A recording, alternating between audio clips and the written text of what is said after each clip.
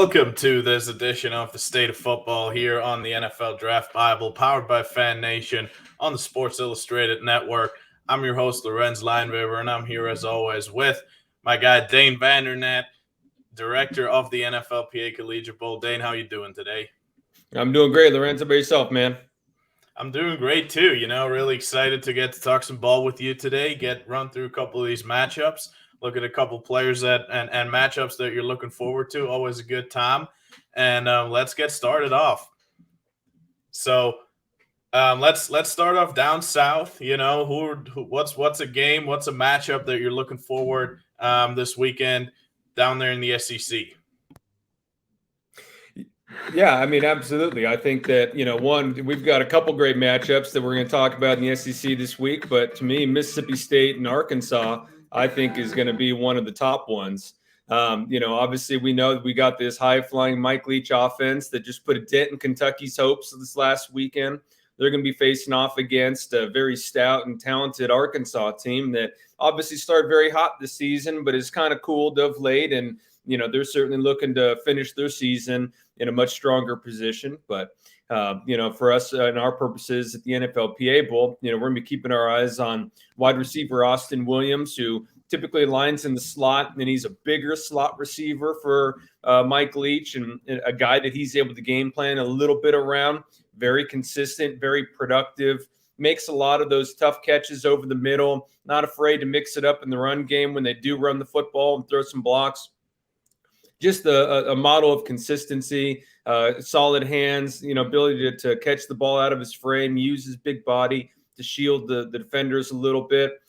One of the guys I'm be anxious to see if they go up against will be he and Monteric Brown, the right cornerback for the Razorback defense. He's been holding down teams' opposing receivers well all season long. Multi-year starter now for the Razorbacks. A lankier, longer frame type corner. Should be an interesting matchup if he can go up against Austin in this game. And then on the other side of the football, when Razorbacks have the ball, we know that Myron Cunningham, the left tackle there, he's been very consistent return back for his fifth year as one of those returning seniors. Very smooth athlete that never seems like he's really straining against some of these rushers.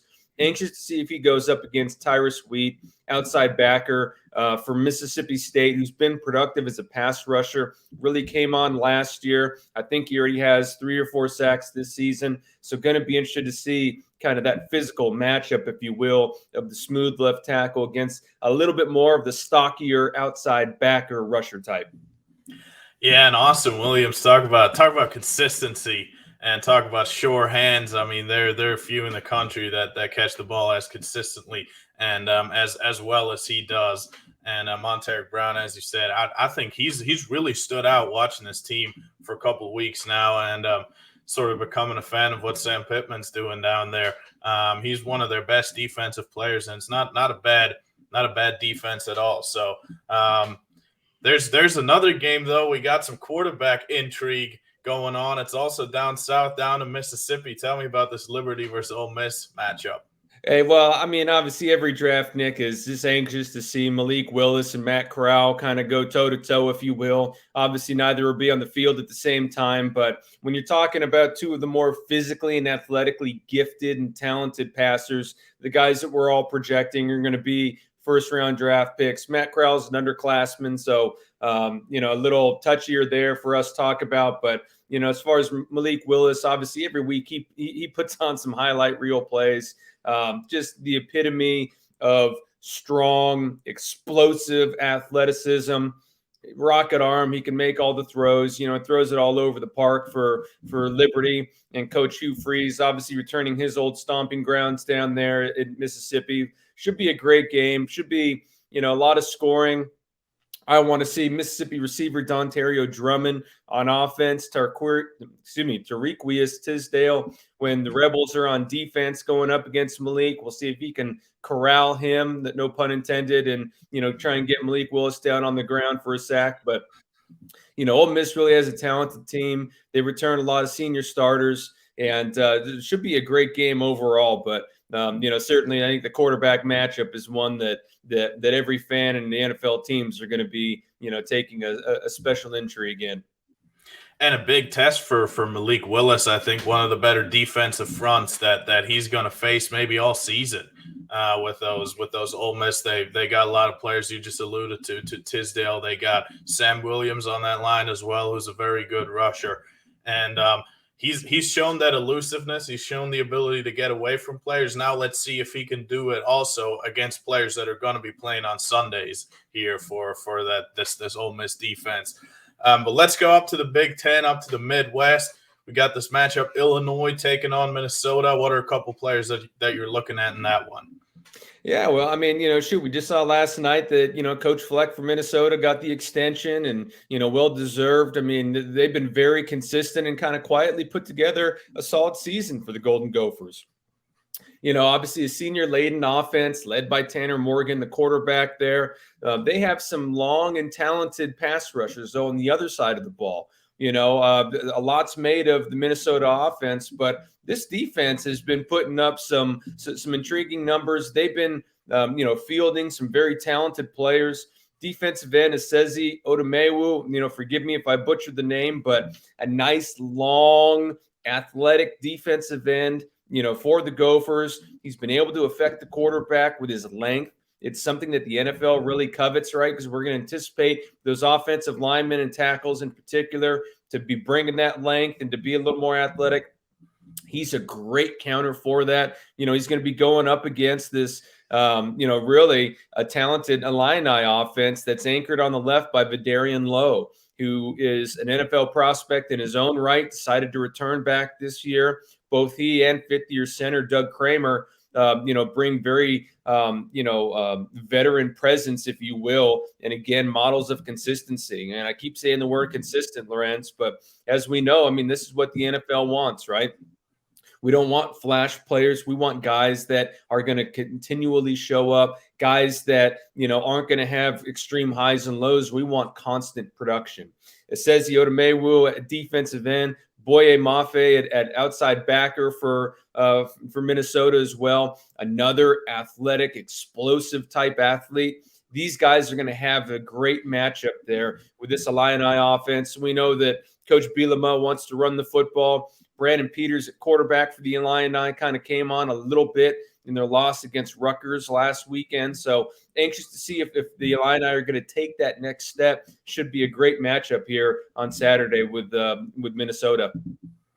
Can't fake length, and a couple of these Minnesota defensive ends and defensive linemen have a lot of it. And you're right, it's really tough to rush the passer if you don't have it, and really beneficial if you do.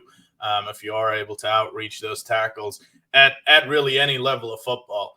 But let's go to the last one here. The last one you're preparing. Back down to SEC country. What's another matchup that you're looking forward to? Hey, Lorenz, I'm not trying to be biased here. Just stay in the SEC. I am trying to spread it around. But hey, you know what? When we're talking about matchups of guys that are going to be playing next year on Sundays, it's tough to get out of the SEC. I'm waiting for my Pac-12 to come back to life here and, hopefully find some consistency out there. But when you're talking about Auburn, Texas A&M, right? Two ranked teams, one of the better matchups overall for the weekend. Ought to be a good resume builder for whoever comes out of here. Obviously, Auburn coming off the big win, last weekend. And Texas A&M has been rolling, really, from Bama a few weeks back to Missouri, and should be prepared for this one. But Auburn linebackers, Jacoby McClain last weekend was all over the place. He and Smoke Monday, the safety there, should have a good matchup. You also got to throw in Roger McCreary. So you have a very talented Auburn defense. I want to see who's going to match up with A&M underclass tight end Jalen Weidemeyer, who's, highly regarded, very athletic, long, has a great frame to be able to do both, function in line and flex out. So how's Auburn going to try and match up? Will Texas A&M be able to run the football against Jacoby McClain, who, was a one-man wrecking crew last weekend? Should be a good matchup on that side. And then the reverse, you've got a little scat back for Auburn and Sean Shivers, and then a good receiver in Demetrius Robertson. I want to see how they're going to attack this Aggie defense. You got the rangy and athletic linebacker in Aaron Hansford, former wide receiver turned linebacker, guy that we've talked about earlier in the season. as well as the physical Leon O'Neal, who looks the part physically and is looking to lay the wood every chance that he gets. Yeah, Zacoby McClain really running the gauntlet here of tough offenses to play for linebackers. I mean, talk about this Lane Kiffin offense there at Ole Miss, and he did a tremendous job really speaking to his eye discipline for how good he was in this game. If he can hold up now against this Jimbo Fisher offense, I think there won't be a lot of doubts that he can hold up at any level of football playing the linebacker position mentally. I think he is such a fun player to watch. Doesn't fit all the size thresholds that you might have, but really everything else. I think at the very least, he's going to be a really good special teamer for a long, long time, and just an easy player to bet on for me there on that defense. And you alluded to Roger McCreary. I think and Smoke Monday. I think for Smoke Monday, if he gets to match up with Weidermeyer a little bit, that could be really good film that scouts can go back to and say, hey, this guy that brings that size has also got the movement skills and the coverage ability to match up with tight ends, which if you are as big and as long as Smoke Monday is, that's a great thing to have on your resume. But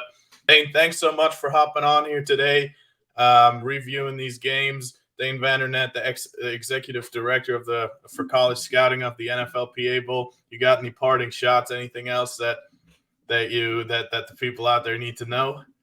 Yeah, just set in some thoughts and some well wishes for Rick and Sam. Looking forward to them getting back here at the NFL Draft Bible and on State of Football. And, just looking forward to another great weekend of some college football matchups here, Lorenz. No doubt. And thank you for saying that. We appreciate it. And I certainly agree there. And can't wait to watch football this weekend. Going to be another fun slate. We're right in the middle of the season, and it's really heating up. Had the first playoff committee rankings, and there's certainly a couple teams here or there that might come out, dare I say, a little pissed off this weekend. So we'll see if there'll be some big scores. But Dane Vandernat, thank you so much for hopping on, and I'll talk to you next week. Look forward.